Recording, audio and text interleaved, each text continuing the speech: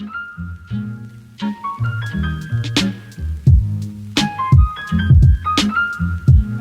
with Sun Sweeping Services, and today I had an issue with this truck, this sweeper engine. This is one of my sweeper trucks, and I have an old girl out there that I'm putting out to pasture, and we usually have another one, and there's another one out front.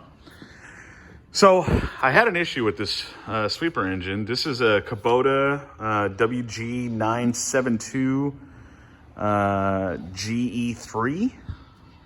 And I'll put what it actually is, like all the serial numbers and everything, on the video right here. So I was having an issue. It wouldn't start, or actually it started and then it turned off after a few minutes. And then when you let it cool off, it would start again. And then eventually, we pulled one of the spark plug wires, because at first we thought it was the fuel pump.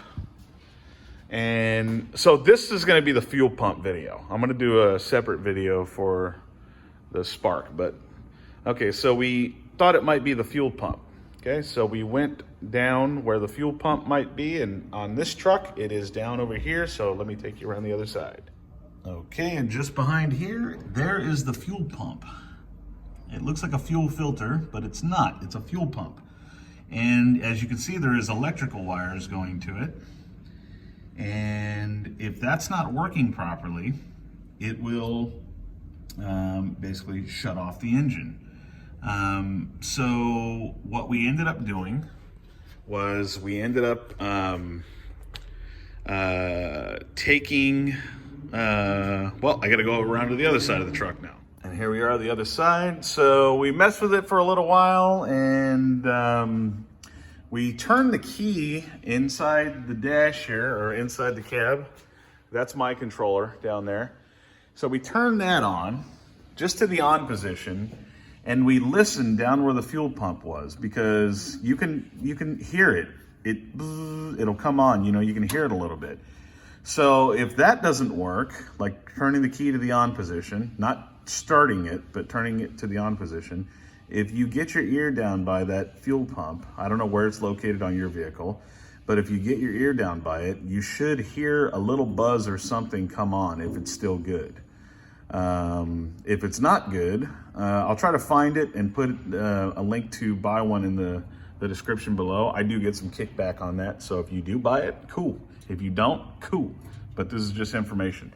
So, okay, so turned it to the on position. We could hear it, so we thought, okay, it's not that. Another way you can diagnose it is up here by the carburetor. I believe that's the carburetor. You see that little, sorry, you see that little screw? Okay, so on that screw,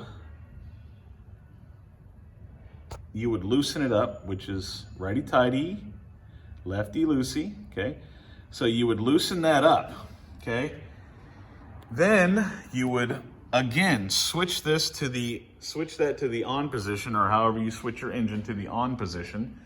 And if it pumps out of there, you know that your fuel pump is good as well, okay?